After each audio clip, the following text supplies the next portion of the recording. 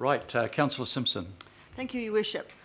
Gentlemen, for the benefit of those people potentially watching and hearing at last term, we were after a 2.5 rates increase, which equated to a 9.9 region-wide average. Could you just please confirm that there's no hint at all in this document that there'll be anything other than a 2.5% rates increase on the existing rates bills? So there's got no sneaky kind of, I'm just because That's more by way of a political statement than a question. If Matthew would like to attempt to answer it. There's no reference in here, is there? To another region-wide levy. I know, but I'm just making sure. Frame the question: is there any hidden agenda for a rate increase higher than 2.5%? You want me to answer it? Keep it a secret. I think the answer is no. Yeah, great. Can I come to Councillor Newman? Thank you, Matthew.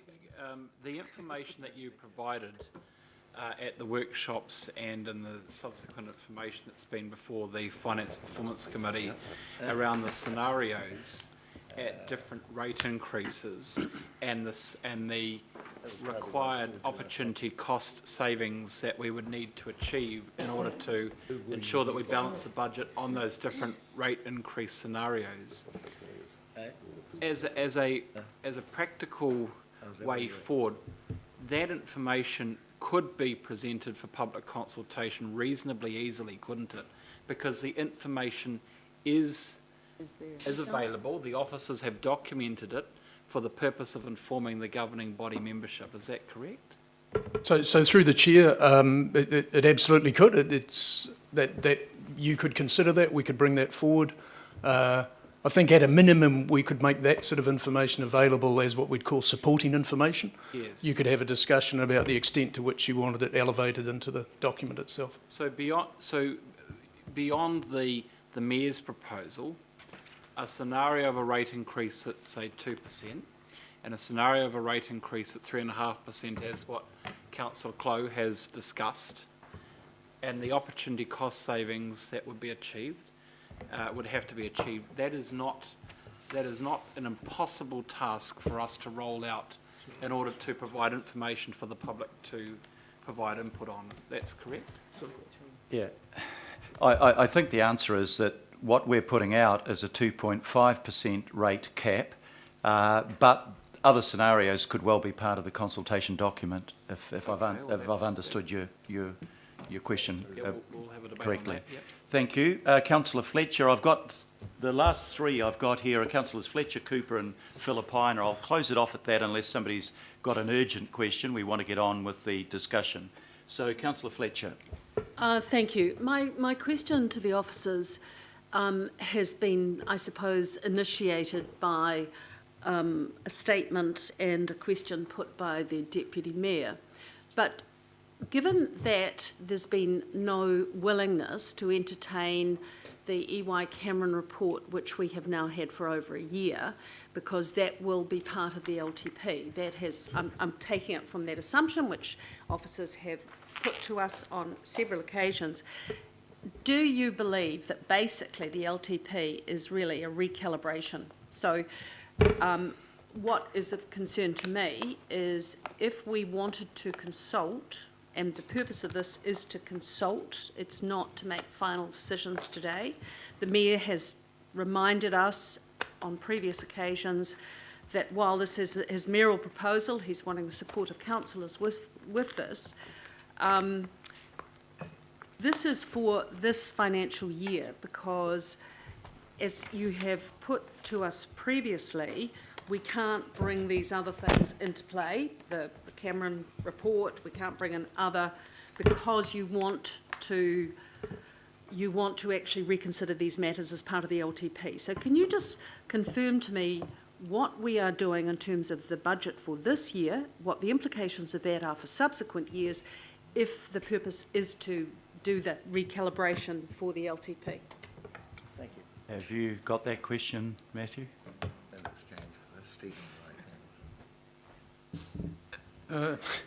Through the chair, I'm happy to do my best. So I guess the other thing I'd say as well is, so you've used what we want to do. So the Mayor is leading out direction here, and we've made advice available and we're responding to that. So the annual plan is just, the annual word is there for a reason. It is just the annual plan. We're not substantively in this budget looking to reset, reconsider in a fundamental way out-year budgets. And within the legislation that you operate within, the ideal time and platform for that is your 10-year plan, which is the LTP. And I guess I'm not too sure what to say about the EY Cameron Partners. I might leave that to others. But in order to have a big enough conversation with Aucklanders on issues as fundamental, for example, as the revenue base, fuel tax, other potential targeted rates and the like, perhaps responding to Councillor Newman's suggestion that we have scenarios in front of our public, so that I presume the intention there is to help engage them in the trade-offs and the consequences and get a deeper understanding of the challenge of the decisions that you face. Our advice is the LTP setting is the and ideal setting for that. So in terms of bringing all the information together, making sure you're as well informed as you can be, doing our best to try and bring the public along and explain some tough, some sophisticated issues to them. We do think the LTP is the best place for that. Thank you very Mr. much. Chairman, so thank you for that.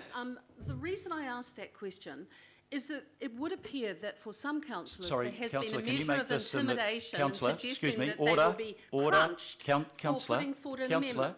Can I just please, and it's not only directed at you but everyone, can we start with the question, and that creates clarity. All of us tend to make statements and then throw the question in, but if we can keep it to the question, it makes it easier for Matthew Walker to be able to answer what our question is actually about. Did you have a supplementary question? The question was about the purpose of the annual plan vis-à-vis the LTP. I've heard that, but I have also heard around the table that there will be difficulty in going out to consult with a 2%. And it just concerns me that there has been much played out in terms of subsequent years when we know that come the LTP, we're basically starting again in terms of what we actually want. Thanks. That's a clarification of what the question was about, but I'm asking if you had another question. Well, do you tolerate councillors being intimidated from putting amendments up? I don't see any evidence of intimidation around the table. I'm happy to provide it for you. Okay. The next question is Councillor Cooper. Thank you. My question is, first, can you just remind me of in the living wage proposal, the actual numbers of people who would go up to, and I'm not sure what is $20 something now under this living wage, the actual people that will go.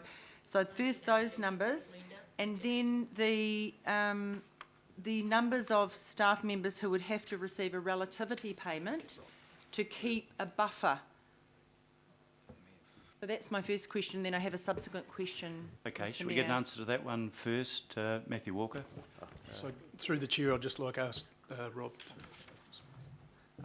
Through the chair, so it's about 2,000 staff that will be impacted from moving to the actual living wage amount, and there's about another sort of just over 1,000 staff that will be impacted by the compression impact, which is So who will get money because they need to be further away from those people so that they've the got compression. Yep. Okay, so to recognise their skills. Okay, so that's 3,000. My next question is, this proposal over 3 years, because I haven't really seen the full detail, how is it different from the work that the CEO's been doing using our social equity principle since 2014, where the lower bands have received a cumulative 13% increase in their hourly rate over 3 years, and our top bands have only received about 1 to 3% over the 3 years. How is that different from where we've been progressing over the 3 years, where social equity principle means 2.5 automatically for people on a lower band?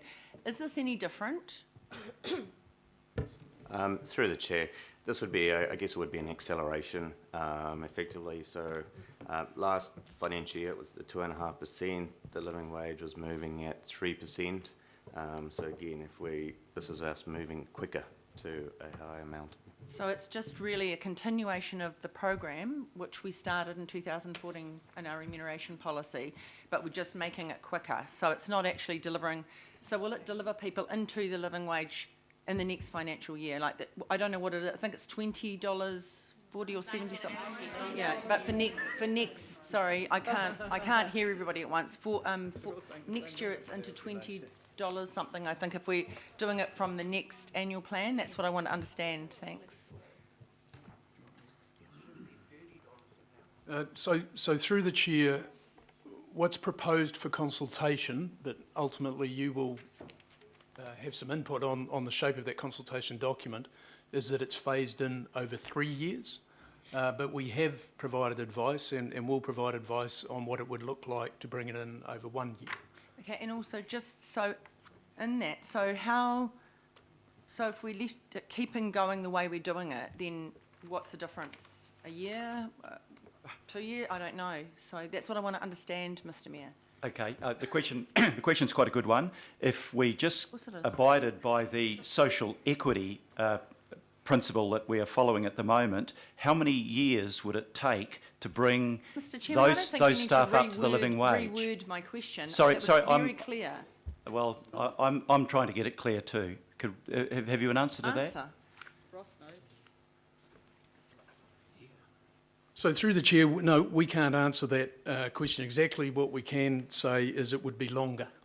And so the living wage, still- so the movement to the living wage policy, I guess, gives clarity to the dollars per hour or the annual salary that's deemed to be a living wage, and this will ensure you move there either over a 1 year or a 3 year period. We can't tell you exactly under the social equity program how long it could take to hit that mark.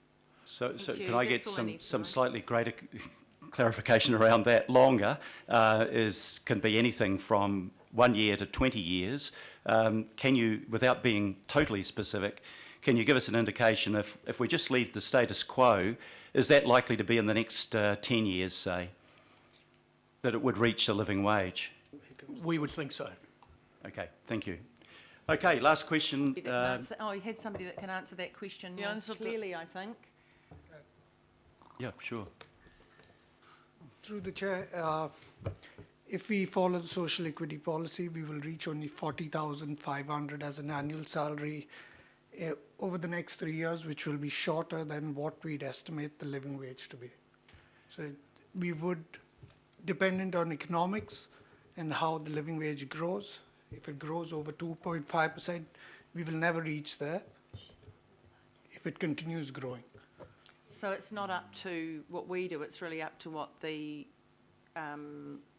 cost of living, whoever decides the living wage, it's going to be up to that. So we'll have to, so we're saying that if we go to the living wage now, we're going to have to keep doing that every year to meet whatever body decides that. Is that what happens? Yes, but if we choose a certain target, and if the target is 42,432, that we're estimating it would be next year, then we could possibly reach that in 5 or 6 years. But we may never get it because it's a moving target. Thank you. That's right, just like inflation is. Okay, I have Councillor Philippina, and then Thank you. the last question is Councillor Clow. Thank you, Your Worship. Just 2 questions on clarification, Matthew.